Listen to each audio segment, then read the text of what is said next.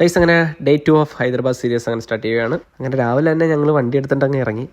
അങ്ങനെ കുറേ നാൾക്ക് ശേഷം കണ്ടതിൻ്റെ കുറേ യാത്രകളിലെ വിശേഷങ്ങളും കാര്യങ്ങളൊക്കെ പറഞ്ഞുകൊണ്ടിരിക്കുകയായിരുന്നു. പിന്നെ അത് കഴിഞ്ഞ് നമ്മൾ പാട്ടൊക്കെ ഇട്ട് ഓരോ ചില്ലും ഓരോ പരിപാടിയൊക്കെ ആയിട്ടാണ് ഞങ്ങളങ്ങ് ഇരുന്നത്. പിന്നെ ഓരോ പാട്ട് വരുന്നതനുസരിച്ച് ഓരോരുത്തരുടെ മൂടൊക്കെ മാറി വണ്ടി കിടന്ന ഓരോ അലമ്പും കാര്യങ്ങളൊക്കെ ആയിട്ട് ഞങ്ങളങ്ങ് പോവുകയാണ്.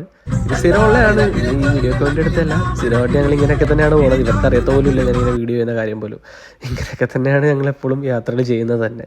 രാവിലെ തന്നെ 2 നാരങ്ങവെള്ളം കാച്ചാലോ എന്ന് ചോദിച്ചു, അത് ഓക്കെ പറഞ്ഞു. നാരങ്ങവെള്ളം കുടിച്ച് ഫുഡൊക്കെ കഴിച്ച് ഇറങ്ങിയപ്പോൾ തന്നെ ഏകദേശം 1 മണിയൊക്കെ. പിന്നെ അവിടെ ഞങ്ങൾ അടുത്തുള്ളൊരു മാളിലോട്ടാണ് പോയത്. മാളിൽ നിന്ന് ഓരോ കാര്യങ്ങളൊക്കെ വാങ്ങി പുറത്തോട്ട് ഇറങ്ങിയപ്പോൾ തന്നെ ഏകദേശം വൈകുന്നേരമായി. പിന്നെ അവിടെ നേരെ ഞങ്ങൾ ചായ കുടിക്കാനായിട്ട് അങ്ങ് ഇറങ്ങി. ഹൈദരാബാദ് വന്ന സ്ഥിതിക്ക് ഒരു ചായയും ബൺമസ്കയും കഴിക്കാതിരിക്കാൻ പറ്റില്ല. ഇവിടെ നിന്ന് ചായയും ബൺമസ്കയും കഴിച്ചിട്ട് അവിടെ നേരെ അടുത്തുള്ള ഒരു പാർക്കിലോട്ട് പോകുന്നു. അവിടുത്തെ വ്യൂ കണ്ടുകൊണ്ടിരിക്കുമ്പോഴാണ് ഞാൻ ഡോക്ടർ BR അംബേദ്കറിൻ്റെ സ്റ്റാച്ചു കാണുന്നത്. അത് ദൂരെ നിന്ന് തന്നെ നമുക്കത് വിസിബിൾ ആണ്. പിന്നെ അവൻ പറഞ്ഞ അടുത്തോട്ട് പോകാമെന്ന് പറഞ്ഞു. അവിടെ നേരെ ഞങ്ങൾ അംബേദ്കറിൻ്റെ സ്റ്റാച്ചു കാണാൻ വേണ്ടി. പിന്നെ കുറേ നേരം അവിടെ കാർ വർക്ക് ചെയ്യാൻ പറ്റാത്തതുകൊണ്ട് അവിടെ നേരെ ഞങ്ങൾ ലേക്കിൻ്റെ അപ്പുറത്തെ സൈഡിലോട്ട് പോയി. കുറച്ച് ഓപ്പോസിറ്റ് ആയിരുന്നു.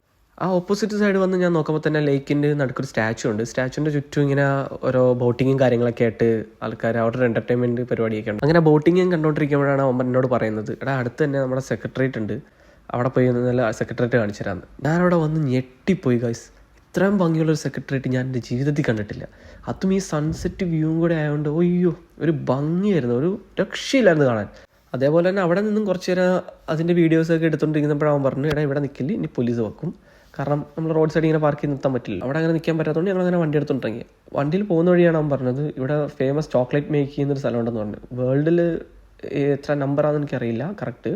മനം ചോക്ലേറ്റ് എന്നാണ് പറയുന്നത്. നിങ്ങൾക്ക് ഗൂഗിളിൽ സെർച്ച് ചെയ്താൽ കാണാൻ പറ്റും മനം ചോക്ലേറ്റ്. നേരെ അവിടെ നിന്ന് നേരെ മനം ചോക്ലേറ്റോട്ട് പോയി. അവിടുത്തെ ചോക്ലേറ്റ് ഉണ്ടാക്കുന്നതും അവരെങ്ങനെയാണ് മേക്ക് ചെയ്യുന്നതും ഇതെല്ലാം അതിൻ്റെ അകത്ത് കൊടുത്തിട്ടുണ്ട്. അവിടെ ചെന്ന് ഞെട്ടിപ്പോയി. ഇത്രയും കിട്ടില്ല ഒരു ചോക്ലേറ്റ് ഉണ്ടാക്കുന്നൊരു സ്ഥലം ഞാൻ കണ്ടിട്ടില്ല. ഒരു രക്ഷയില്ല കേട്ടോ, നല്ല തിരക്കാണ് അവിടെ. ഈ ഒരു അടിപൊളി പരിപാടിയാണ്. നമ്മുടെ നാട്ടിൽ ഇതൊന്നും കണ്ടിട്ടില്ല ഞാൻ. ഇവിടെ വന്നപ്പോഴാണ് ഇതിനെപ്പറ്റി കാണുന്നത് തന്നെ. ഭയങ്കര ഫേമസ് ആണെന്ന് പറഞ്ഞത്. പിന്നെ കുറച്ച് ചോക്ലേറ്റ് ഒക്കെ നാട്ടിലോട്ട് വേണ്ടി ഞാൻ അവിടെ നിന്ന് തന്നെ അപ്പോൾ തന്നെ പർച്ചേസ് ചെയ്യും. കുറച്ച് നേരം ഞങ്ങൾ ഈ മനം ചോക്ലേറ്റിൻ്റെ അടുത്തൊക്കെ കറങ്ങിടിച്ച് നടന്നു. തൊട്ട് കുറേ ഒരു കഫേ ഉണ്ടായിരുന്നു അവർക്ക് തന്നെ. ആ കഫേയിൽ പോയി ഞങ്ങൾ ഹോട്ട് ചോക്ലേറ്റും ബ്രൗണീസും പിന്നെ പേസ്ട്രി, കേക്ക്സ് അങ്ങനെയുള്ള ഐറ്റംസൊക്കെ കഴിച്ചു. പിന്നെ ചായയും കുടിച്ചിട്ട് അങ്ങ് ഇറങ്ങി. അങ്ങനെ നമ്മുടെ ഇന്നത്തെ ദിവസത്തെ പരിപാടികളൊക്കെ തീർത്ത് നേരെ റൂമിലോട്ട്. ബാക്കി വിശേഷങ്ങളായിട്ട് അടുത്ത വ്ലോഗിൽ കാണാം ഗൈസ്.